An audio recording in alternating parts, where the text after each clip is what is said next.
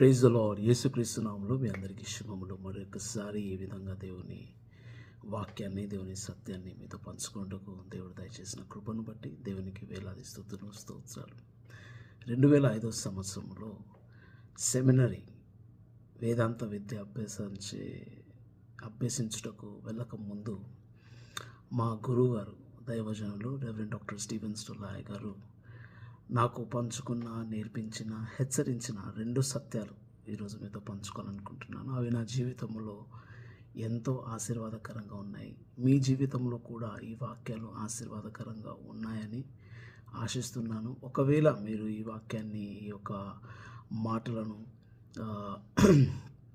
అనుసరిస్తున్నట్లయితే నాతో పాటు దేవుని స్తుతించి, మహిమపరిచి, ఘనపరచుటకు ఏక మనసుతో ముందుకు సాగుదాం.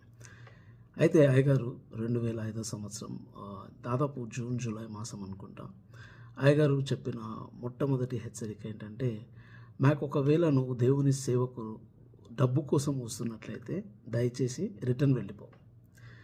ఈ పరిచర్య, ఈ సేవ అనేది డబ్బు సంపాదించుకోవటానికి కాదు, లేకుంటే డబ్బు సులభంగా పొందుకోవచ్చులే అనేదానికైతే కాదు. కాబట్టి డబ్బు ఆశ కలిగి వస్తున్నావు అనుకుంటున్నట్లయితే ఈరోజే రిటర్న్ వెళ్ళిపో.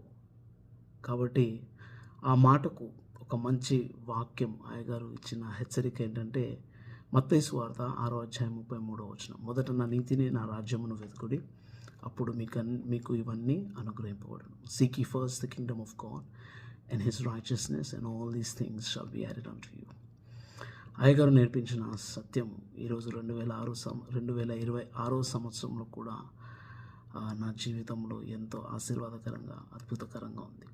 రెండో సత్యం ఏంటంటే, మత్తయి సువార్త 5:16 మనుషులు మీ సత్క్రియను చూసి పరలోకమందున్న మీ తండ్రిని మహిమపరచునట్లు వారి ఎదుట మీ వెలుగును ప్రకాశింపనివ్వండి. నా వ్యక్తిగత జీవితం, కుటుంబ జీవితం, సంఘపరంగా, బహిరంగంగా, ఆత్మీయంగా, సామాజికంగా ఎలాగ ఉండాలో అనేది అయ్యగారు చాలా బలంగా చెప్పినారు. ఎందుకంటే నేను చేస్తున్న ప్రతి పని, నేను చేస్తున్న ప్రతి క్రియ మనుషులు గమనించి ఈ వ్యక్తి నిజంగా దేవుని వాక్యానుసారంగా జీవిస్తున్నారా లేదా అన్న యొక్క విషయాన్ని తెలుసుకుంటారు. కాబట్టి నీవు చెప్పే వాక్యము ద్వారా మనుషులు మారుతారేమో లేదో నాకు తెలియదు, కానీ నీవు చేస్తున్న క్రియలు, నీవు చేస్తున్న పనులు వారి ఎదుట ఉన్నప్పుడు అవి నీకు సాక్ష్యం పలుకుతాయి. కాబట్టి ఈ ఉదయకాల సమయమున అయ్యగారు 2005 సంవత్సరంలో ఇచ్చిన ఆ యొక్క హెచ్చరికలు ఈరోజు 2026 సంవత్సరంలో కూడా నాకు మార్గదర్శనం చేస్తున్నాయంటే, అయ్యగారు చేసిన ఆ యొక్క అయ్యగారు ఇచ్చిన ఆ యొక్క శిక్ష, ఆ యొక్క హెచ్చరిక ఎంతో ఆశీర్వాదకరంగా నాకు ఉందని నేను భావిస్తున్నాను. ఈ యొక్క అనుభవం అనేక మందికి ఆశీర్వాదకరంగా ఉండులాగున దేవుడు మీ అందరినీ దీవించునుగాక. God bless you. Have a blessed day.